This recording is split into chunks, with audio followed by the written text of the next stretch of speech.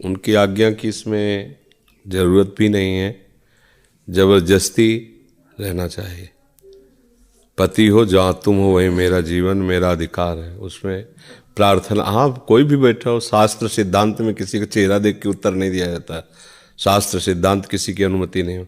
पानी ग्रहण करते समय हाथ बढ़ा करके स्वीकार किया गया था इसी बात के लिए कि जो भी कार्य है उनमें हम आप दोनों मिलकर चलेंगे। अर्धांगिनी होती है, और अगर वो आपके समीप रहना चाहती है तो भगवान ना नहीं कर पाए आपकी क्या बात है। सीता जी के लिए बहुत बड़े बड़े महापुरुषों ने, जनक जी और बड़े बड़े ज्ञानियों ने बैठकर सवाल लगाए, कुछ दिन अयोध्या रह लेना, कुछ दिन जनकपुर रह लेना, कभी कभी इधर कभी कभी उधर, आपके लिए तो वनवास नहीं है। प्रभु ने भी कहा कि हमारी आज्ञा है आप यहीं अवध में रहो, गुरुजनों के पास रहो, माता को बहुत संतोष मिलेगा, क्योंकि हम जा रहे हैं तो कौशल्या माता को कम से कम आप रहोगी, तो दोनों पक्ष में प्राण बने रहेंगे सबके। जानकी जी ने कहा प्रभु आप ऐसा कैसे कह सकते हो? क्या तन के बिलक करके छाया को रखा जा सकता है क्या? नहीं रखा जाता। क्या मछली को जल से अलग करके जीवन दान दिया जा सकता है क्या? नहीं दिया जा सकता। तो प्रभु बस मुझे ना चक्रवर्ती सम्राट महाराज का महल अच्छा लगेगा और ना महाराज जनक जी का महल अच्छा लगेगा। आपके चरणों की समीपता यदि कुछ साथरी में व्यतीत करने को मिलेगी तो उसके सामने सब तुच्छ है, मुझे कुछ नहीं चाहिए। किसी के रोके नहीं रुके।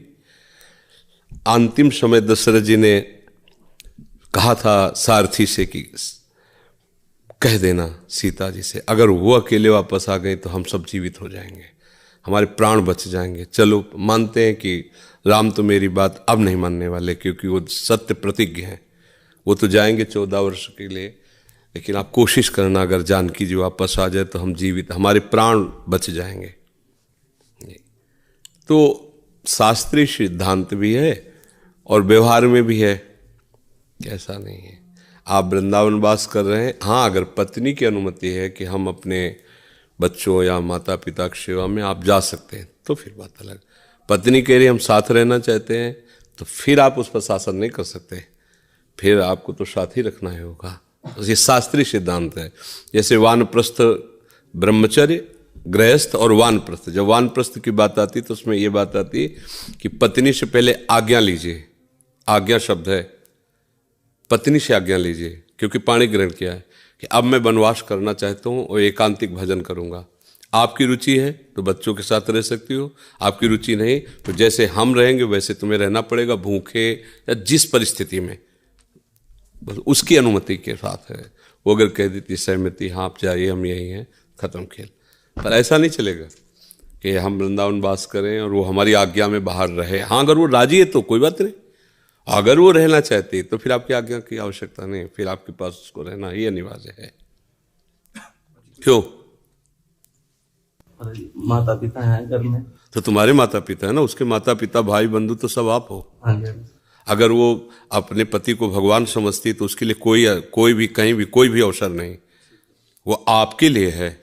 आपके माता पिता हैं, आप देखिए, आप माता पिता को लाइए, आप सेवा कीजिए, आपका संबंध उससे है। उसने माता पिता को देखकर ब्याह नहीं किया था, उसने आपको देखकर ब्याह किया, उसने आपसे संबंध माना। आपकी खुशी के लिए वो सबकी सेवा करती है और उसकी खुशी उससे दूर है, वो कैसे बर्दाश्त करे? ये सिद्धांत नहीं, मतलब ये सिद्धांत नहीं। हाँ आपको उसके साथ उसको राजी करना होगा। अगर वो राजी है तो सार्स है, आपके दो हाथ हैं, एक हाथ इधर से दे रहा है, एक हाथ उधर सेवा कर रहा है, चलेगा। आपको उससे राजी करना होगा। अगर कहती नहीं हम वहाँ नहीं रहेंगे तो नहीं, फिर आप जहाँ हो उसका अधिकार है, शास्त्रीय और व्यवहारिक भी, शास्त्रीय भी और व्यवहारिक भी। वो आपके माता पिता की दासी नहीं है, वो आपकी दासी है।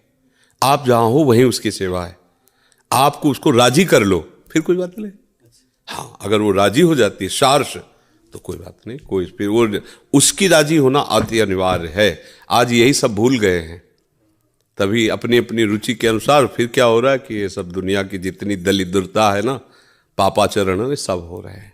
पति अपना कहीं, पत्नी अपना कहीं, और उनका तलाक, दुनिया का सब गंदगी जो है ना, सनातन धर्म में ये गंदगी नहीं थी, ये सब बाहर से आई जो दिमागों में गंदगी है ना, बेविचार प्रवृत्ति, ये सब हमारे धर्म में नहीं। बहुत गंभीर, शांत और मृदु व्यवहार करने वाला सनातन धर्म है। हिंदू धर्म कोई ऐसा नहीं है, पिट गया है लेकिन किसी को पीटने की इच्छा नहीं की है। आज क्या हो रहा है, ब्याह होकर के आया, पत्नी दूसरे लड़के से प्यार कर रही और जहर दे दिया, अपने पति को मार दिया। पति दूसरे लड़के से प्यार कर रहा, पत्नी को नाना प्रकार से प्रताड़ित करके, ये सब क्या हो रहा है? अरे एक जीव है, तुम्हारे को समर्पित है, यही विश्वास नहीं हो पा रहा तो फिर भगवान पर क्या विश्वास करोगे? आज कौन विश्वास के लायक रह गया है? सब कुछ अपना दे करके वो पति को रिझाना चाहती है, पति दूसरी जगह रिझा हुआ उसको मरवा देता है, एक्सीडेंट करवा देता है, कोई नाना प्रकार के उपायों के द्वारा उसे नष्ट कर, क्या हो रहा है ये? इसलिए कम से कम सोचो भगवान की कितनी कृपा है कि पत्नी तुम्हें पति रूप में वरण करके सिर्फ तुमसे, ये तो मरो जाए दुनिया में जाओ, क्या मतलब? संसार का स्वरूप देख रहे हो ना। पति बोल नहीं सकता पत्नी से, बोलेगी तो कहे तुम 10,000 कमाते हो, मैं 20,000 कमाती हूँ, तुम हंसो खेलो जिससे खेलना है, हमारा जितना, हम अपनी स्वतंत्र, तुम अपनी स्वतंत्र, केवल ब्याह भर है, एक घर में रहते हैं, पड़ोसी की तरह रहते, कोई मतलब नहीं। बोले चाय बना दो, तुम्हारे नौकर, तुम बना के पियो। ऐसे कितने लोग हमसे मिलते हैं जब, तो ये हाँ, बहुत बहुत विचित्र विचित्र। ये भाग्य मनाओ कि ऐसी पत्नी है जो धर्म पूर्वक चल रही, तभी वो कह रहे मैं पति के साथ ही रहना चाहूँगी, तो आदर है उसकी बात का, आप उसे मना लीजिए, या फिर धन कमा के माता पिता को बुला लीजिए, दोनों मिलकर सेवा कीजिए, माता पिता का भी सौभाग्य होगा। जैसा भी हो, उसके प्रश्न के अनुसार उसका उत्तर है कि उसका अधिकार है और वो अधिकार आपको शार से देना चाहिए ही, मनमानी आचरण नहीं करना चाहिए।